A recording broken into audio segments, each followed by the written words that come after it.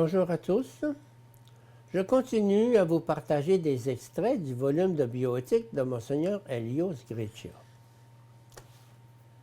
La bioéthique et ses principes. L'éthique, un modèle de vie et une science. L'éthique est la science qui étudie le comportement humain en relation avec les valeurs, les principes et les normes morales. Le domaine des sciences de la vie et de la santé est traité par la bioéthique.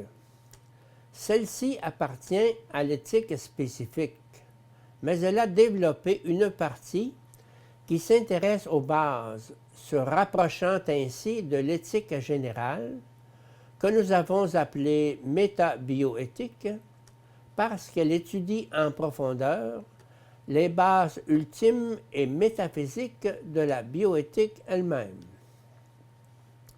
Il existe chez l'homme une impulsion irrépressible que l'on pourrait définir comme l'insatisfaction de l'être humain en ce qui concerne la réalisation d'un surcroît d'être. Un homme, de même qu'il est porté à la connaissance intellectuelle dès que son développement psychologique le lui permet, et qu'il aspire à relier les concepts et les connaissances afin de donner une interprétation à la réalité, un homme donc, de la même façon, tente à s'exprimer dans l'action par la volonté en lui donnant des buts et des itinéraires.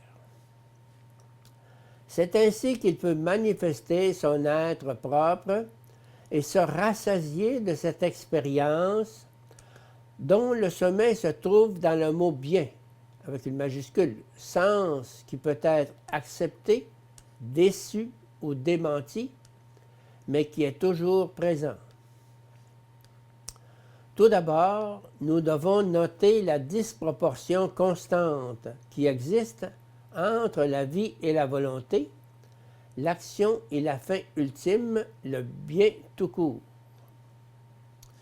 Il s'agit de la transcendance de la volonté sur l'action. C'est une disproportion entre les simples actions et la fin ultime de la vie qui transcende les fins particulières. L'être ou la vie surgit avant le vouloir et avant le faire. L'être personnel de l'homme est ouvert définitivement vers un bien que les simples objectifs ne réussissent jamais à réaliser. L'objectif, la fin ultime, transcende toujours chaque pas accompli, parce que les fins particulières ne réalisent pas la fin ultime, qui est le bien tout court, la plénitude du bonheur.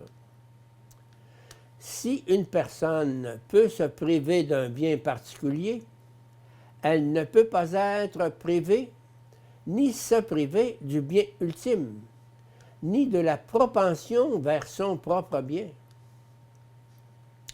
La volonté, bien que déterminée, ouverte et portée vers le bien, reste libre par rapport au bien particulier, justement parce qu'elle est ouverte au bien sans délimitation et que dans toute fin particulière, elle ne touche jamais le fond et ne ressent jamais pleinement le tout. La volonté reste libre de tout objectif particulier et autodéterminante de toute façon.